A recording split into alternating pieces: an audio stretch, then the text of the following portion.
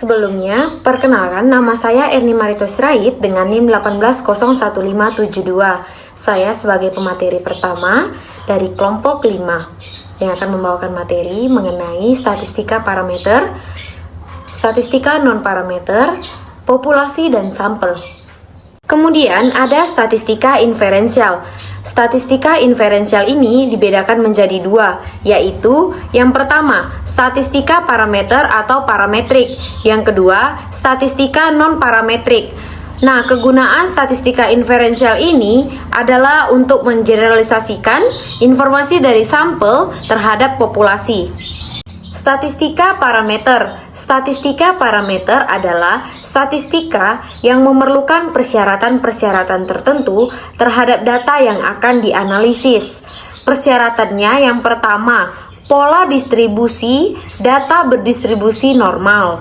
Yang kedua, kedua populasi homogen. Statistika non-parameter. Statistika non-parameter adalah statistika yang tidak memerlukan populasi berdistribusi normal atau bebas persyaratannya. Jadi, statistika non-parameter ini kebalikan dari statistika parameter.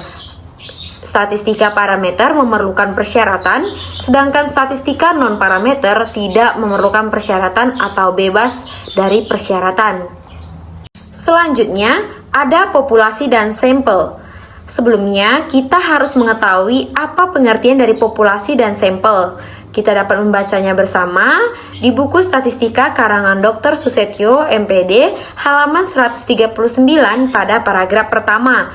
Populasi adalah keseluruhan data yang diteliti berupa karakteristik tertentu terhadap gejala, fenomena, peristiwa, atau kejadian. Populasi ini ada kalanya terkendala dan tidak dapat dilakukan karena tidak memiliki batasan atau tidak terhingga. Nah, selanjutnya ada sampel. Sampel adalah sebagian data yang diambil dari populasi. Sampel yang representatif adalah sampel yang harus memiliki karakteristik yang sama dengan populasi. Kemudian, teknik pengambilan sampel disebut sampling. Nah, sampling itu dapat dilakukan dengan dua cara. Yang pertama, random sampling. Nah, random sampling ini kita lakukan dengan cara random sederhana, cluster ataupun area, kemudian stratifikasi. Kemudian yang kedua, non-random sampling. Nah, non-random sampling ini dapat kita lakukan dengan cara secara kuota ataupun insidental atau kebetulan seperti itu. Terima kasih. Akan dilanjutkan oleh pemateri selanjutnya. Warahmatullahi wabarakatuh. Perkenalkan, nama saya Desi Komalasari dengan NIM 1802102. Saya akan melanjutkan materi selanjutnya, yaitu hipotesis dan pengujian hipotesis. Hipotesis merupakan dugaan atau jawaban sementara yang berdasarkan dari kajian teori. Oleh karena itu, perlu dilakukan pengujian terhadap hipotesis yang diajukan dalam penelitian. Ada dua peluang atau kemungkinan yang akan terjadi, yaitu hipotesis yang diajukan diterima atau ditolak berdasarkan kriteria tertentu. Jika data yang diperoleh dari hasil penelitian di lapangan jauh berbeda dengan kenyataan yang diharapkan, maka hipotesis ditolak. Hipotesis dibagi menjadi dua, yaitu hipotesis nol dilambangkan dengan H0 yang menyatakan pernyataan yang sama. Yang kedua, hipotesis alternatif dilambangkan dengan H1, HA, dan HK yang menyatakan ada perbedaan antara parameter dengan nilai tertentu. Macam-macam kekeliruan yang dapat terjadi. 1. Kekeliruan tipe 1, menolak hipotesis yang seharusnya diterima. 2. Kekeliruan tipe 2, menerima hipotesis seharusnya ditolak. Nah, bisa dilihat dalam tabel berikut. Kesimpulan, hipotesis diterima, hipotesis ditolak. Keadaan sebenarnya, hipotesis benar, hipotesis diterimanya benar, dan hipotesis salahnya salah. Kekeliruan tipe 2, hipotesis ditolak, hipotesis benarnya salah, kekeliruan tipe 1, hipotesis salahnya benar. Peluang untuk melakukan kekeliruan tipe 1 dinyatakan dengan alfa dan kekeliruan tipe 2 dinyatakan dengan beta. Macam-macam kekeliruan yang dapat terjadi. Praktiknya kekeliruan alfa disebut juga dengan taraf signifikansi atau taraf nyata besar. Kecilnya taraf signifikansi alfa dan beta yang diterima dalam pengambilan keputusan tergantung dari kekeliruan-kekeliruan yang terjadi. Karena kedua kekeliruan itu saling berkaitan, apabila taraf nyata alfa yang digunakan semakin kecil, maka besarnya beta makin bertambah. Demikian pula sebaliknya. Jika semakin kecil, maka mengakibatkan alfa menjadi semakin besar. Untuk kepentingan praktis, maka alfa akan ditentukan terlebih dahulu dengan harga yang biasa digunakan, yaitu alfa 0,01 atau alfa 0,05.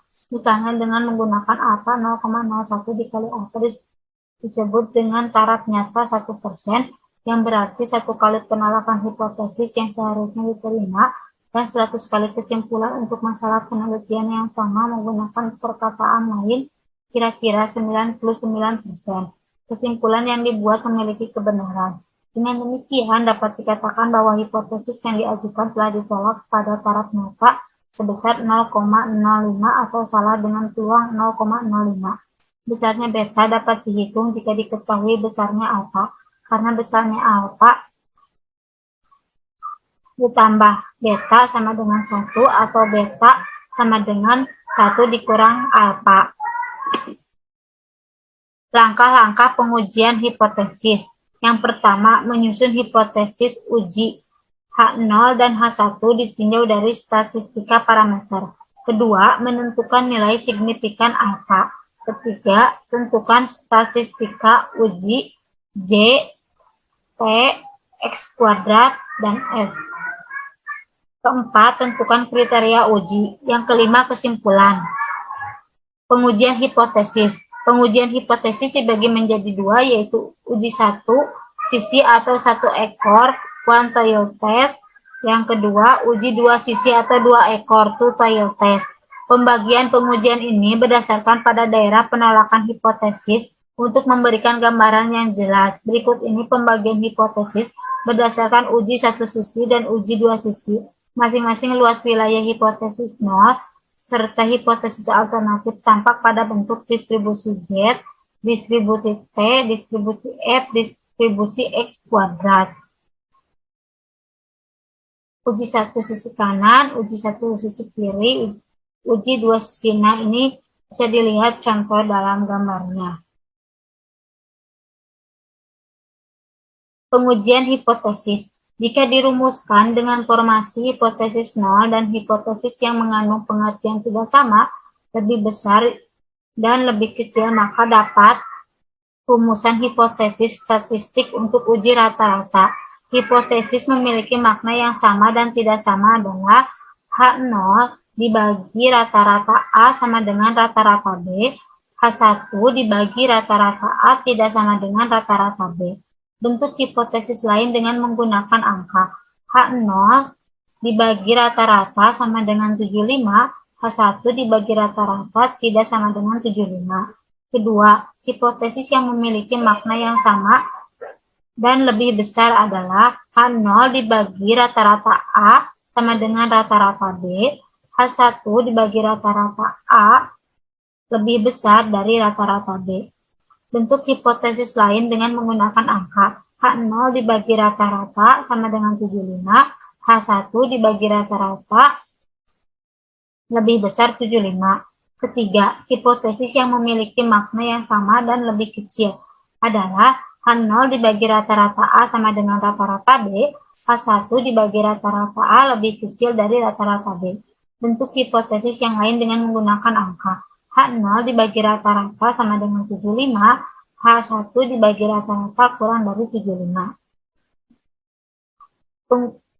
Langkah selanjutnya, memilih bentuk distribusi statistik mana yang hendak digunakan, apakah Z, T, X kuadrat, atau F, atau lainnya sesuai dengan permasalahan, data, dan teknik analisis yang digunakan.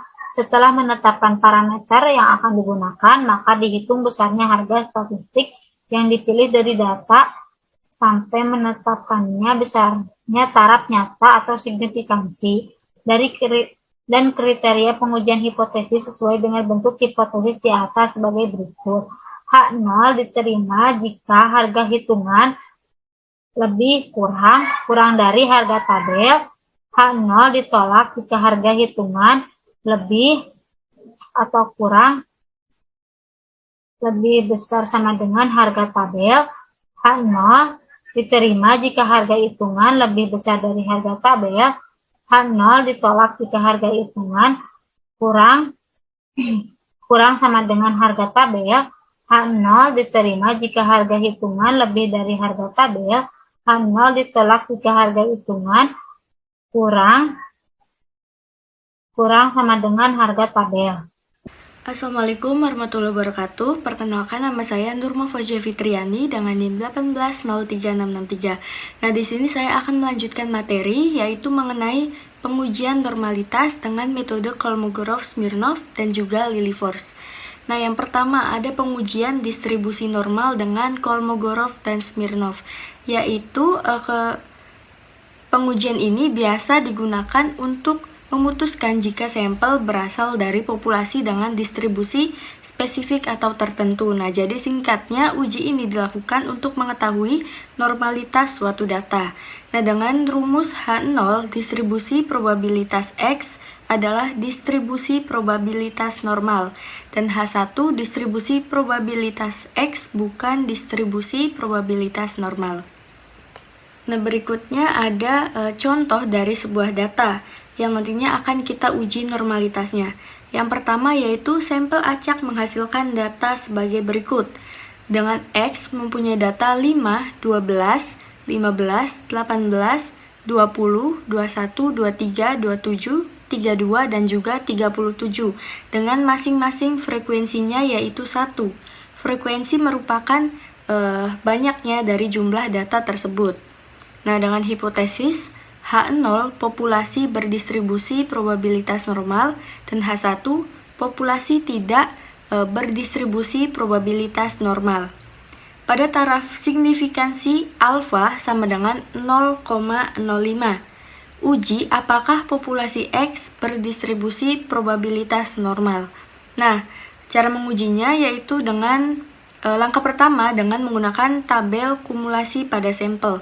Nah, pertama-tama kita mengurutkan dulu datanya dari yang terkecil hingga yang paling besar. Yang terkecil adalah 5 hingga 37 yang paling terbesar. Kemudian setelah itu di samping kolom X kita tulis kolom F atau frekuensi. Nah, frekuensi untuk keseluruhannya yaitu 1 keseluruhannya dengan jumlah dari frekuensi tersebut adalah 10. Kemudian kita mencari P. Rumus dari P yaitu frekuensi dibagi N. Frekuensi dan N adalah jumlah dari frekuensi tersebut, yaitu 1/10 sama dengan 0,1. Ya, ini mengapa 0,1 semua? Karena frekuensinya yaitu, frekuensi keseluruhannya yaitu 1. Jadi, P-nya juga otomatis 0,1. Lalu kemudian ada sigma P. Nah, sigma P ini dihasilkan dari mana? Yaitu sigma P pada kolom P itu kan 0,1, maka sigma P-nya adalah 0,1. Pada baris kedua, bertambah lagi P 0,1, maka sigma P-nya 0,2. Nah, kemudian dari 0,2 tersebut ditambah lagi dari P 0,1, maka hasilnya 0,3 hingga pada baris seterusnya. Seperti itu. Nah, kemudian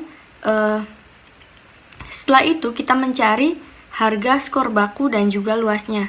Pada skor baku diketahui X bar atau rata-rata yaitu 21 dan S sama dengan 9,428.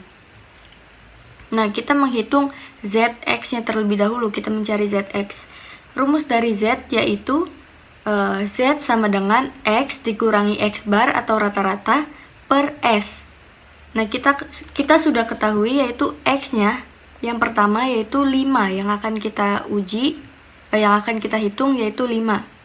Kemudian dikurangi X bar yaitu 21 dan per S yaitu 9,428 yang menghasilkan min 1,70. Begitupun seterusnya untuk menghitung Zx. Nah, lalu selanjutnya ada tabel Pi. Tabel Pi ini bagaimana sih mencarinya? Nah, cara kita mencari tabel Pi yaitu dengan menggunakan tabel Z, Kolmogorov, dan Smirnov. Nah, di sini sudah ada aturan dan patokannya. Bagaimana cara mencarinya? Yaitu kita melihat dulu dari Z-nya. Z yang pertama pada baris pertama yaitu min 1,70. Maka dari Z tersebut kita cari dulu min 1,7, angka depannya terlebih dahulu. Nah, ini kita ketemu min 1,7 dan belakangnya kan min 1,70, belakang dari 70 itu kan 0, maka kita cari nolnya di sini. Nah, jadi kita dapatkan min 1,7 dan 0 yaitu ada pada angka 0,0446. Maka kita tulis di sini pada baris pertama Pi yaitu 0,446. Nah, untuk selanjutnya kita coba uji lagi yang ini, yang 1,17. Kita cari pada Z 1,1 terlebih dahulu, yaitu angka depannya terlebih dahulu. Kemudian angka belakangnya adalah 7. Dari 1,17 angka belakangnya yaitu 7. Maka kita cari di atas ini yang belakangnya 7. Nah, kita dapatkan di sini pada angka 1,1 dan 0,7 kita dapatkan nilai 0,8790. Nah, langkah selanjutnya yaitu perhitungan dengan membandingkan antara harga A1 dan juga harga A2. Langkah pertama itu kita harus menentukan dulu berapa A1 dan A2-nya. Cara mencari A1 yaitu dengan Pi dikurangi sigma P bawah. Pi ini misalnya kita tulis yang pertama itu Pi pada baris pertama Pi 0,0446 dikurangi sigma P bawah yaitu nilai yang bawah dari 0,01 yaitu 0. Jadi 0,0446 dikurangi 0. Maka hasil dari A1 yaitu tetap 0,0446. Kemudian pada baris selanjutnya yaitu pada Pi 0,1711 dikurangi sigma P bawah. Bawah yang dari 0,2 maka ada 0,1, jadi 0,1711 dikurangi dengan 0,1 maka menghasilkan 0,0711. Seperti itu sampai seterusnya. Jadi di sini Pi yang pada baris ketiga 0,2611 dikurangi dengan sigma P bawah yaitu di atas dari 0,3 ini yaitu 0,2. Jadi 0,2611 dikurangi 0,2 menghasilkan 0,0611. Seterusnya sampai ke bawah. Kemudian kita mencari A2-nya yaitu dengan cara sigma P dikurangi dengan Pi. Sigma P, nah kita di sini yang pertama pada baris pertama sudah diberi contoh juga yaitu 0,1 dikurangi dengan Pi 0,0446 menghasilkan 0,0544. Pada baris kedua yaitu sigma P 0,2 dikurangi 0,1711 menghasilkan 0,0289. Begitupun hingga seterusnya. Nah, kemudian dari A1 dan A2 ini kita cari mana yang paling terbesar. Yang paling terbesar yaitu adalah ini 0,1168. Nah, maka di sini ditulis yaitu A maksimal sama dengan 0,1168. Seperti itu. Nah, lalu ada kriteria pengujiannya yaitu N sama dengan 10, alpha sama dengan 0,05, dan A tabel sama dengan 0,409. Nah, A tabel ini dicari dari mana? Didapatkan dari mana? Maka kita harus lihat dari tabel nilai kritis uji Kolmogorov dan Smirnov. Nah, pada tabel ini kita memiliki data dengan frekuensi 10. Kita cari N 10. Nah, kita dapatkan di sini. Lalu kemudian alpha pada data tersebut yaitu 0,05 seperti tadi caranya 10 dan 0,05. Maka kita dapatkan di sini yaitu 0,469.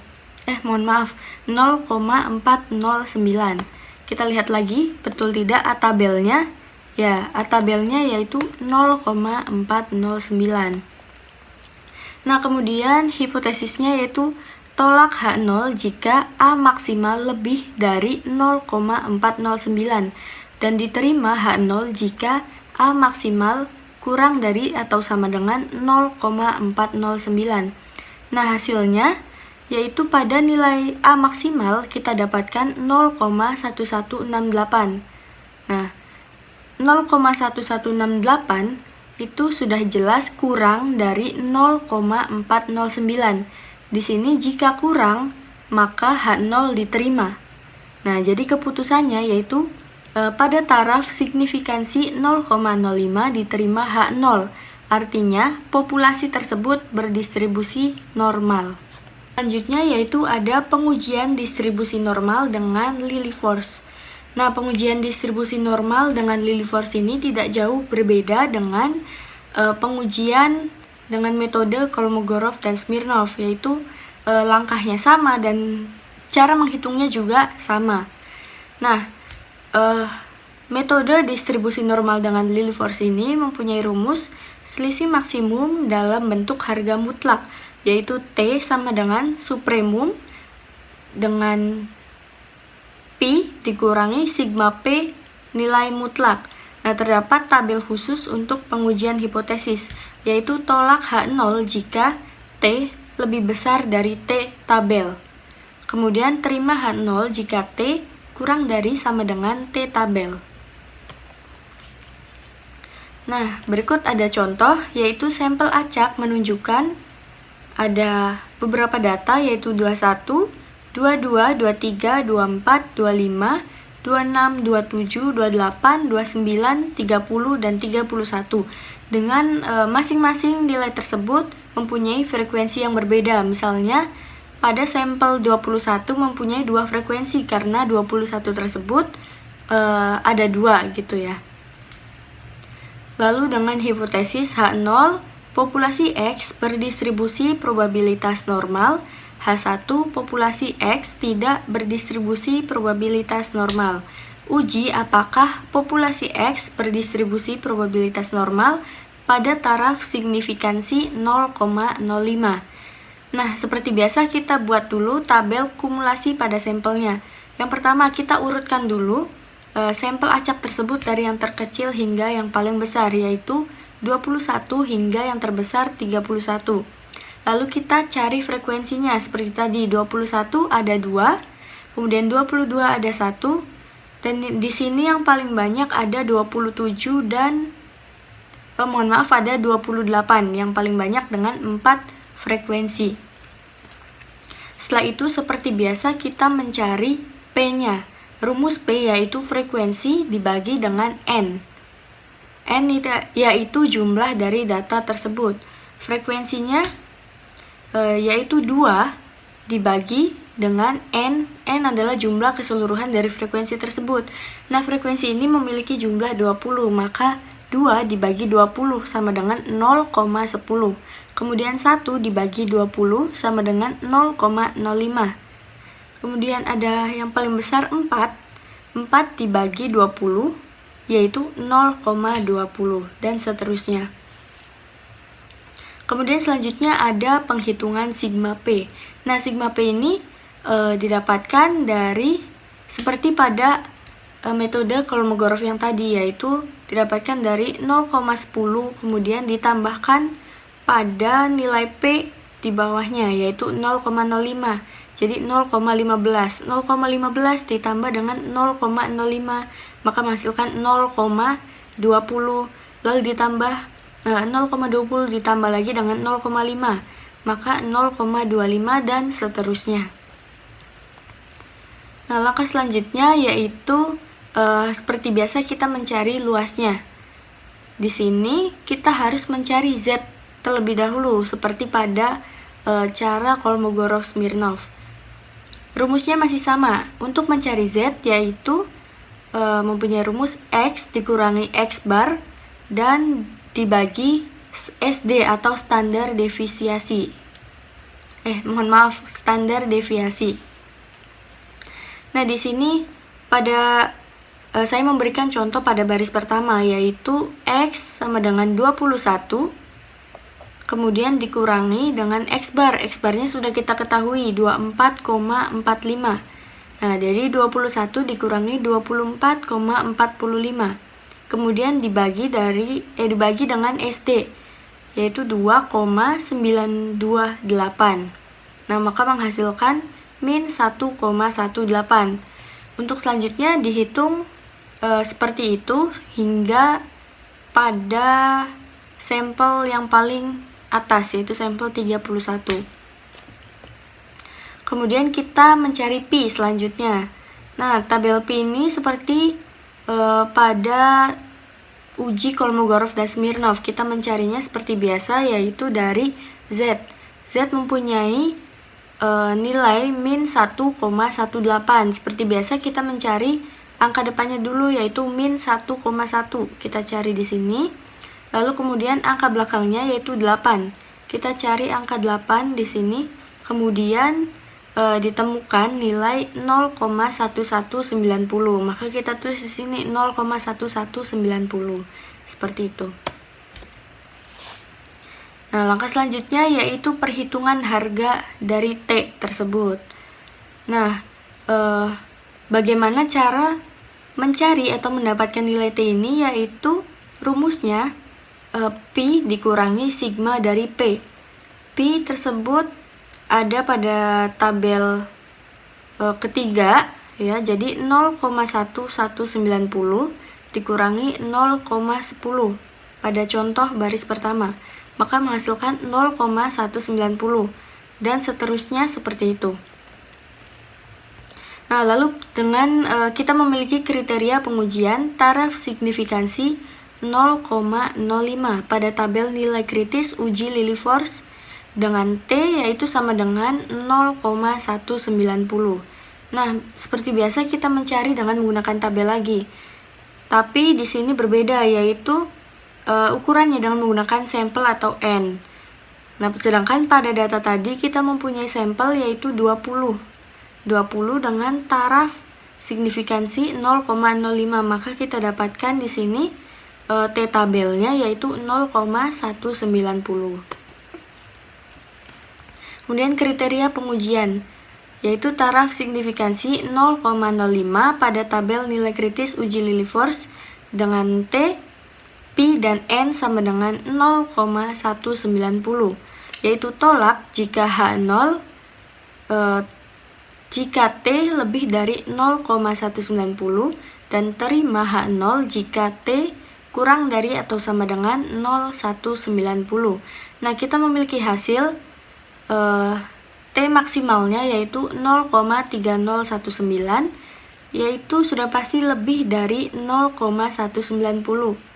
Kita balik lagi di sini, jika lebih dari maka data tersebut ditolak. Jadi keputusannya pada taraf signifikansi 0,05 yaitu tolak H0, populasi tidak berdistribusi normal. Ya, sekian saja materi yang dapat saya sampaikan. Berikutnya akan dilanjutkan oleh rekan saya. Terima kasih. Bismillahirrahmanirrahim. Saya Elina Apriyani dengan NIM 1803714 akan membawakan materi tentang pengujian linearitas. Dalam melakukan pengujian pada masalah hubungan atau prediksi, terlebih dahulu dilakukan pengujian regresi linear pada perpaduan antara variabel X dan variabel Y. Pengujian linearitas diperlukan beberapa kelompok data yang setiap kelompoknya terdiri dari beberapa data yang sama pada data X dan pasangan data Y.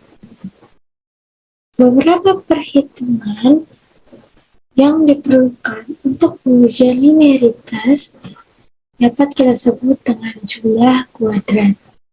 Nah, di jumlah kuadrat ini terdapat beberapa variasi lagi yang terbagi menjadi 6 bagian, yaitu ada jumlah kuadrat total, disingkat JKT, ada regresi A, regresi B per A, jumlah kuadrat sisa atau residu, disingkat dengan JKS, jumlah kuadrat tuna cocok, disingkat dengan JKTC, dan jumlah kuadrat galat atau error, disebut dengan JKG. Setiap sumber variansi memiliki derajat kebebasan yang disebut dengan DK, dengan nilai masing-masing DK yaitu N untuk jumlah kuadrat total, 1 untuk regresi A, 1 untuk regresi B per A, N-2 untuk regresi untuk jumlah kuadrat sisa, K-2 untuk tuna cocok, dan N-K untuk galat.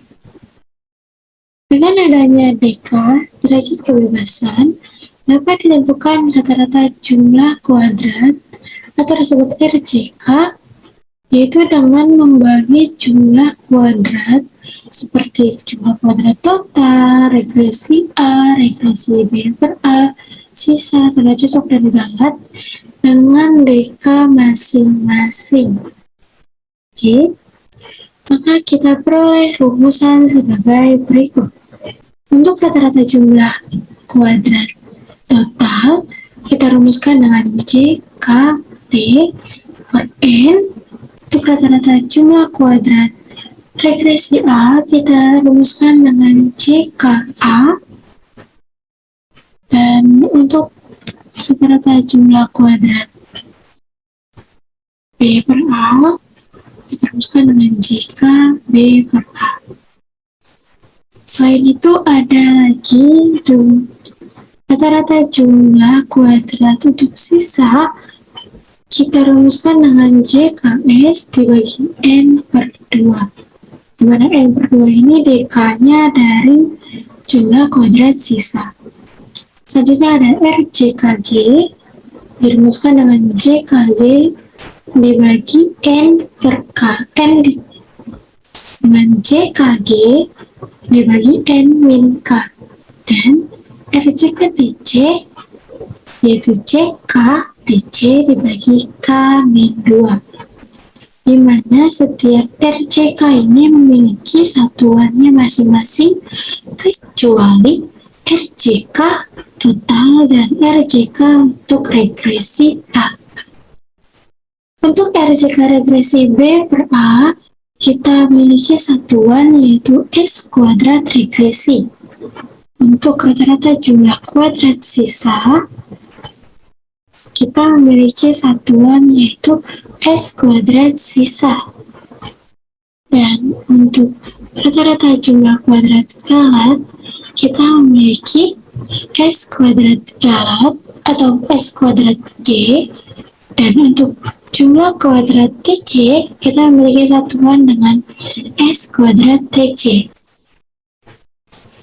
Oke, selanjutnya ada pengujian hipotesis. Terbagi menjadi dua. Ada koefisien arah regresi dan ada regresi linear. Di mana untuk koefisien arah regresi, yaitu variansi regresi dibagi dengan variansi sisa atau bisa dirumuskan dengan F sama dengan S kuadrat rek dibagi dengan S kuadrat sisa dengan menggunakan distribusi Fisher atau F dengan DK bilang 1 untuk S kuadrat rek dan penyebut N-2 untuk S kuadrat sisa. Selanjutnya ada regresi linear. Pada regresi linear ini yang kita bandingkan yaitu variasi tuna cocok dibagi dengan variasi galat yang dapat kita rumuskan sebagai berikut. F sama dengan S kuadrat TC untuk tuna cocok dibagi dengan S kuadrat G untuk galat. Dengan menggunakan distribusi Fisher F dengan DK pembilang K-2 untuk jumlah kuadrat TC, S kuadrat TC, dan penyebut N min K untuk S kuadrat G. Nah, rumus yang sudah kita pelajari tadi dapat kita tabelkan menggunakan tabel analisis varian ANAVA regresi linear sederhana. Seperti sini ada sumber variansi total jika T dengan derajat kebebasan N, jumlah kuadrat sigma Y kuadrat, rata-rata jumlah kuadrat dengan sigma Y kuadrat, Fishernya tidak ada. Di sini dapat kita lihat ya, untuk rata-rata jumlah kuadrat kita hanya perlu membagi nilai dari jumlah kuadrat JK dengan derajat kebebasan. Oke. Selanjutnya kita akan menentukan Fisher atau F. Fisher pertama yang akan kita cari yaitu untuk koefisien arah regresi dengan rumus F sama dengan S kuadrat reg dibagi dengan S kuadrat sisa. Selanjutnya untuk Fisher F sama dengan S kuadrat TC dibagi dengan S kuadrat G akan menghasilkan nilai untuk regresi linear. Selanjutnya kita masuk ke contoh soal. Di sini kita akan mengukur hasil dari motivasi belajar dan prestasi belajar siswa kelas 5 dalam mata pelajaran matematika. Kedua hasil pengukuran tersebut dihubungkan untuk melihat keterkaitan variabel motivasi X dan prestasi belajar Y. Di sini kita tentukan terlebih dahulu hipotesis yang akan kita uji.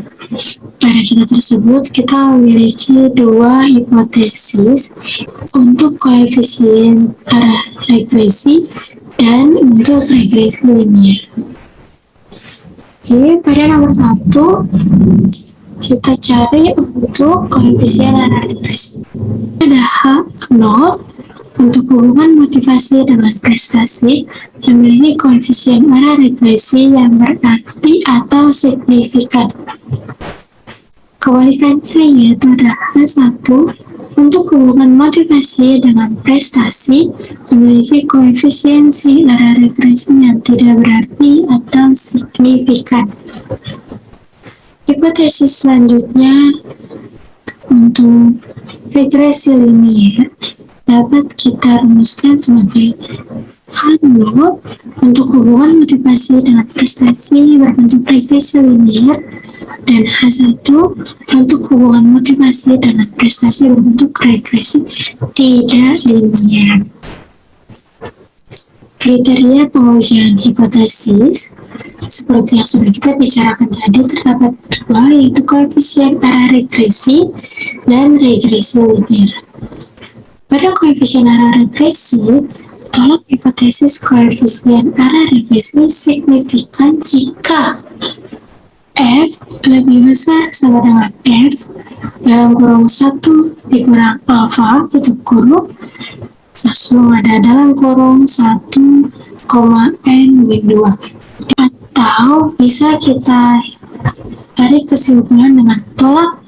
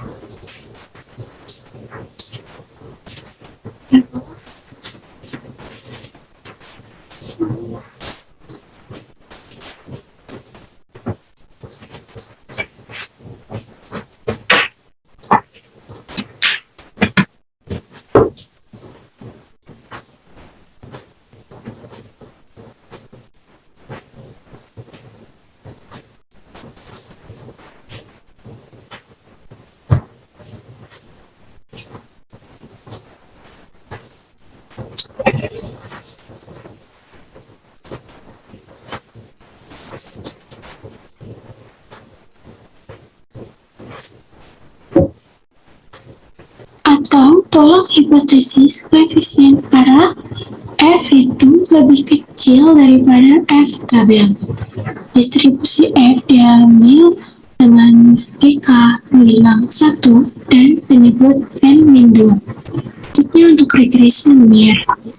Kalau hipotesis model regresi linear, jika F lebih besar sama dengan F dalam kurung 1 dikurang alfa dikali dengan dalam kurung K-2, N-K, atau tolak F itu lebih besar daripada F tabel. Distribusi F diambil dengan DK pembilang K-2 dan penyebut N-3. Oke, di sini kita sudah mendapatkan data motivasi dan prestasi belajar pada siswa kelas 5 sebagai berikut. Dari tabel di samping diperoleh harga sigma X sama dengan 1165, sigma Y yaitu 1001, sigma XY yaitu 39.096, sigma X kuadrat yaitu 45.569, dan lalu sigma Y kuadrat yaitu 33.599. Nah, nilai-nilai ini yang akan kita masukkan ke dalam rumusan untuk mencari jumlah kuadrat. Oke. Selanjutnya, langkah pertama yang akan kita lakukan itu apa? Seperti yang telah dibahas pada materi sebelumnya, yaitu regresi linear sederhana pada bab 5, kita mencari tahu dulu nih, nilai A dan B itu apa? Kita mencari tahu dulu nilai A dan B menggunakan kuadrat kecil. Dengan rumusan sebagai berikut. A sama dengan dalam kurung sigma Y dikali dalam kurung sigma X kuadrat dikurang dalam kurung sigma X dikali dengan dalam kurung sigma X Y dibagi dengan N dalam kurung sigma X kuadrat dikurang dalam kurung sigma X di pangkat 2. Selanjutnya kita tinggal memasukkan data-data yang sudah kita dapatkan tadi. Maka nilai A adalah 6,8795 atau kita bulatkan menjadi 6,88. Nah, setelah kita mengetahui nilai A, selanjutnya kita akan mencari nilai B. Nilai B dengan rumus N dalam kurung sigma X Y dikurang sigma X dikali sigma Y dibagi dengan X dibagi dengan N sigma X kuadrat dikurang dengan sigma X pangkat 2. Hasilkan nilai B yaitu 6.715 dibagi dengan 9.845. Menghasilkan B sama dengan 0,68. Langkah kedua yang akan kita lakukan adalah kita menghitung semua jumlah kuadrat seperti jumlah kuadrat total, regresi A, regresi B, A, dan lain-lain. Dan selanjutnya kita mulai dengan menghitung jumlah kuadrat total, di mana rumus jumlah kuadrat total itu sigma Y kuadrat sama dengan 33.599. Selanjutnya ada jumlah kuadrat regresi A dengan sigma Y kuadrat dibagi dengan N. Kita masukkan datanya 1001 kuadrat dibagi dengan 30 menghasilkan 33.400,03. Kita ada jumlah kuadrat regresi B per A dan rumus B dalam kurung sigma X Y dikurang dalam kurung X dikurang dalam kurung sigma X dan kurung sigma Y dibagi N. Kita masukkan datanya diperoleh nilai 152,20. Selanjutnya jumlah kuadrat sisa dengan rumus CK total dikurang CK regresi A dikurang dengan CK B per A menghasilkan 46,77. Nah, untuk menghitung jumlah kuadrat G atau galat, kita memiliki caranya tersendiri nih. Hitung jumlah kuadrat galak diperlukan beberapa tahap, yaitu yang pertama mengelompokkan skor yang sama pada data X. Kita bagi setiap nilai X ini dengan masing-masing kelompok. Misal kelompok 1 untuk nilai 32, kelompok 2 untuk nilai 34, kelompok 3 untuk nilai 35, dan seterusnya sampai kelompok 12 untuk nilai 44. Nah, setelah kita mengetahui kelompok-kelompoknya, selanjutnya kita tinggal menghitung penjumlahan antar kelompok. Namun, tidak sekedar penjumlahan saja, melainkan di setiap kelompoknya itu, baik kelompok 1, kelompok 2, kelompok 3, kita harus menentukan jumlahnya dulu. Kita harus menghitung jumlah kuadrat dari masing-masing kelompoknya terlebih dahulu. Untuk mencari jumlah kuadrat galak pada masing-masing kelompok, kita menggunakan rumus sebagai berikut. Dalam kurung sigma X, dalam kurung sigma Y kuadrat, dikurang dalam kurung sigma Y, dipangkatkan 2, dibagi dengan N.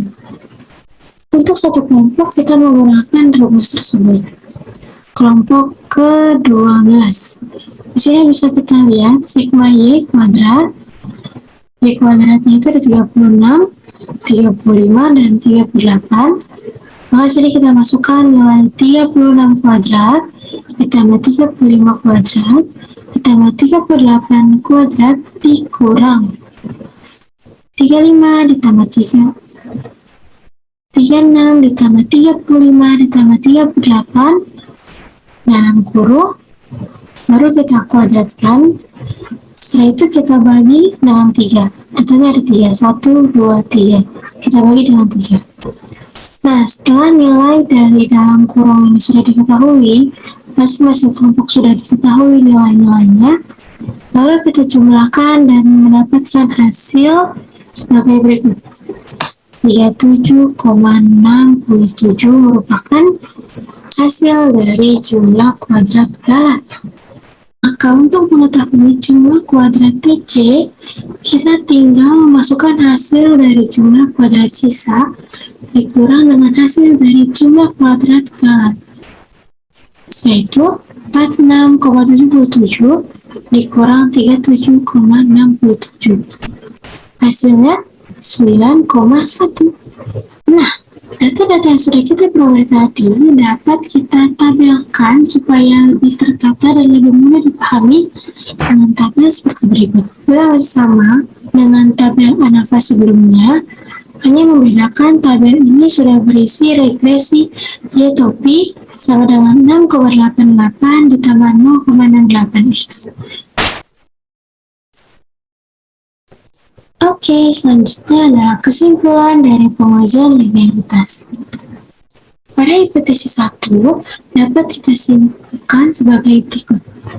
Dengan menggunakan taraf simplifikasi alfa sama dengan 0,05 untuk menguji hipotesis 1 dari distribusi F dengan DK pembilang 1 dan penyebut N-2 sama dengan 28, diperoleh F sama dengan 4,20. Berdasarkan kriteria yang digunakan, F itu lebih kecil daripada F tabel, menghasilkan 90,6 lebih besar daripada 4,20. Maka 0 dinyatakan ditolak. Selanjutnya, untuk hipotesis kedua. Uji hipotesis kedua digunakan DK pembilang K-2 sama dengan 10 dan penyebut N-K sama dengan 18, diperoleh F sama dengan 2,41. Berdasarkan kriteria yang digunakan, F itu lebih kecil daripada F tabel, menghasilkan 0,44 lebih kecil daripada 2,41. Maka H0 dinyatakan diterima. Sekian dapat saya sampaikan. Terima kasih.